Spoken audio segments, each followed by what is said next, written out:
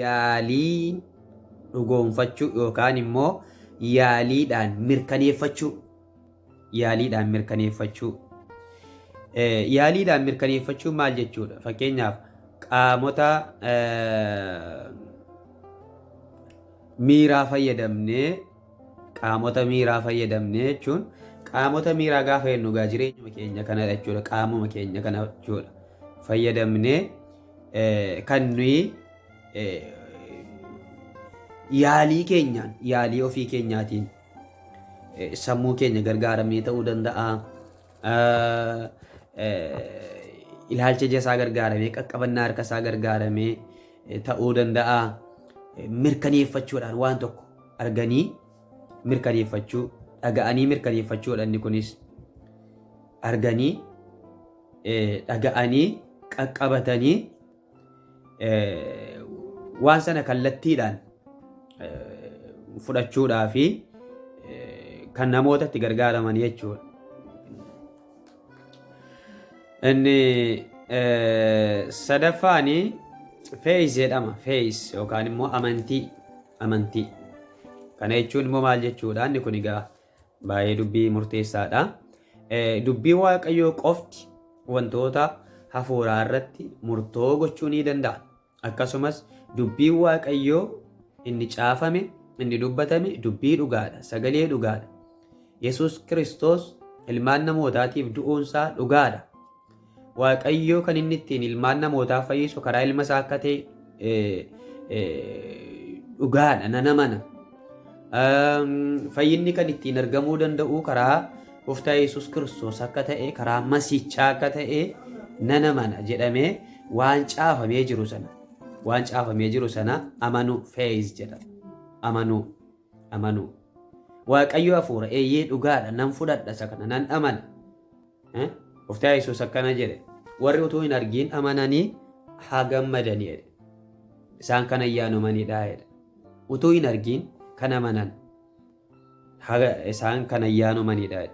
Kanaaf akkasumattiin amanuu jechuudha. Gaanni kuni sababoota qabatamaa ta'anii fi akkasumas immoo yaalii irraa bilisa kan ta'e akkasumatti jechuudha. Akkasumatti free gift isa jedhamu jechuudha. Free gift kennaa tolaatu namaa kennama jechuudha. Gaammanni kun yaalii ofii keenyarraa adda kan ta'e sababa tokko malee. Namoonni tokko immoo dhufee natti mul'atu jedhu abjuudhaan yookaan dhufee natti mul'achuu qabaa jedhu.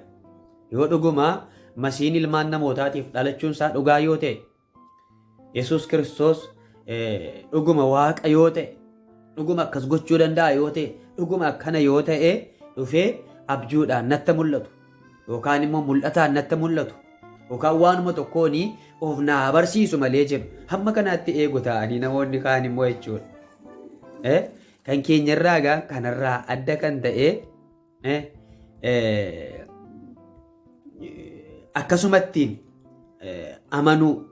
akkasumattiin amanuu kun ayyaanomuudha. Gooftaan bara baraan eebbifamu. Inni kun egaani amantiidhaan sababa tokko malee akkasumas yaalii ofiitiin malee baasee Waaqayyoon yaaliidhaan beekuun hin danda'amu. Yaalii ofiitiin Waaqayyoon beekuun hin danda'amu. Hin amanamaa. Ergasii booddee sagalee Waaqayyoo caafamee jiru sanatti namni dubbifatee Waaqayyoon kadhatee Waaqayyoon amantiidhaan baraa deema. Namni dubbii isaatiin isa baraa deema Waaqayyoon malee yaalii ofiitiin miti jechuudha. Yaalii ofiitiin miti. Gooftaan eebbifamu. Inni kun egaanii baay'ee waan murteessaadha. Har'a dhalootaaf galuu didee kan rakkisu inni guddaan isa kanadha. Egaanii waa'ee sadan tokkummaa kana beekuudhaa fi amaloota waaqummaa kan jedhamutu jira. Amaloota waaqummaa sana beekuun barbaachisaadha. Sadan tokkummaa kan jedhu kun egaan macaafa qulqulluu keessatti abbaa, ilma, hafuura qulqulluu jennee jalqaba ilaallee turre. Abbaanis, ilmis, hafuurri qulqulluunis amala waaqummaa kana ni qabu kan jedhuu fi amaloota waaqummaa kana ilaalla isa jalqabaa. Amaloota waaqummaa kana ilaalla. Kana sirriitti yoo beenne waa'een sadan tokkummaadhaa nuu gala jechuudha ifaadha. Okay. Amaloonni waaqummaa kuni tokkoffaani omniscience kan jedhamudha yookaan immoo hundumaa beekuu. Hundumaa beekuu. Hundumaa beekuu. Waaqayyoo waaqa hundumaa beekudha. Hundumaa beekuun amala waaqaa qofti qabaachuun kan irra jirudha. Hundumaa beekuuni amala waaqayyoo qofadha. Amala waaqayyoo qofa. Waaqayyo qofti beekuu kan qabu jechuudha bakka. Namni utuu akkam beekaa ta'e hundumaa beekuu hin danda'u. Namni utuu akkamillee beekaa ta'eeti waa hunda beekuu hin danda'u raawwate jechuudha. Waa muraasa beenna amma nuti. Waan lafarraa irraa waa muraasa beenna, waa'ee waaqayyoo irraa waa muraasa beenna. Waa hundan beeku namni hammam utuu barate sadarkaa akkamii bara jireenya isaa guutuu mana barnootaa addunyaa kanarra jiran bebbeekamaa barnoota gosa garaa garaa kamiin illee amma utuu barateeti namni hunda hin beeku. Hunda hin beeku. Hunda beekuun amala waaqummaati. Hunda beekuun amala eenyuuti? Amala waaqummaati. Amala waaqummaati. Waaqayyo hunda beeka. Wanti waaqayyo wallaalee hin jiru. Wanti waaqayyo ofiisaatii wallaalee dhaqee namarraa baratee hin jiru. Namni waaqayyoon barsiisee hin jiru. Namni amma gatii hunda hin beekneefitu waa walirraa barata mitiire. Otoo hunda beeknee immoo teenyee namarraa barachuu maaltu nu gale? Teenyee nama xinnoo nuu oliitirraa barachuu maaltu nu rakkise? Otoo hunda beekneeti. Kanaaf hunda beekuun yookaan immoo omniscience kan jedhu kuni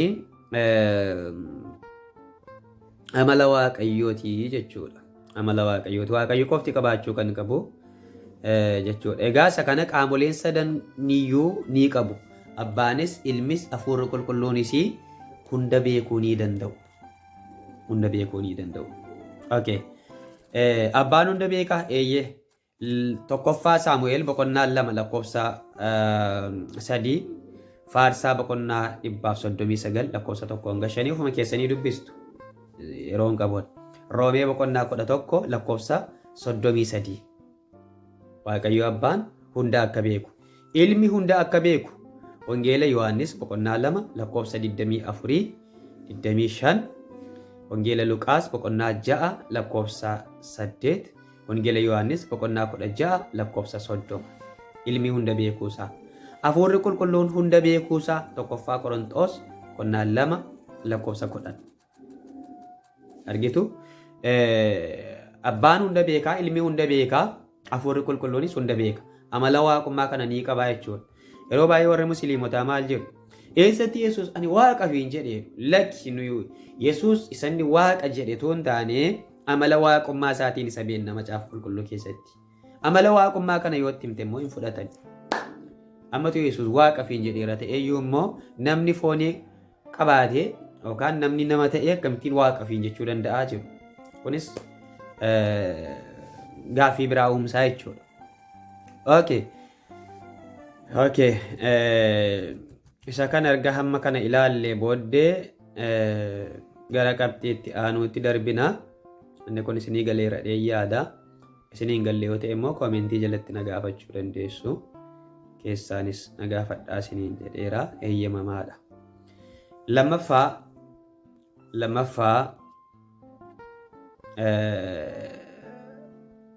hundumaa gochuu danda'u omnipotent. Hundumaa gochuu danda'u. Hundumaa gochuu danda'u. Abbaan hunda gochuu danda'a, ilmi hunda gochuu danda'a, Hafuurri Qulqulluunis waa hunda gochuu danda'a. Dhala namaa kamillee hunda gochuu hin danda'ani. Abbaan hunda gochuu akka danda'u uumama boqonnaa 17 Iyyoob boqonnaa 42 Ermiyaas boqonnaa 32 Ilmi hunda gochuu akka danda'u Yohaannis 1:3 Hafuurri Qulqulluun hunda gochuu akka danda'u Luqaas 1:35 Zakkaariyaas 4:6 jechuudha. Egaanii kan akkuma ragaattan isinii kennaa jira malee bakka baay'eedhaa argachuu dandeenya. Yeroo biraa sadaffaa isaarraa kaanee itti fufnaa jechuudha. Eebbifamaa ayyaanni isiniif haa baay'atu.